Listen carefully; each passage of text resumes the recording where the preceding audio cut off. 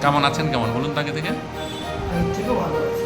আগে থেকে আগে কি অসুবিধা ছিল আর এখন কি অসুবিধা হচ্ছে? এখন এখন এখন কোনো অসুবিধা আছে? এখন কোনো অসুবিধা নেই। আচ্ছা। হুম। ওরা কি বলেছিল, অপারেশন নাকি না? অপারেশন কেমো দেওয়ার পরে? 3টে কেমো নেওয়ার পরে অপারেশন। আচ্ছা, সেটা আপনি করেননি? না। আচ্ছা, এখন শুধু হোমিওপ্যাথির পরেই আছেন? আচ্ছা, একটু হাঁ করুন।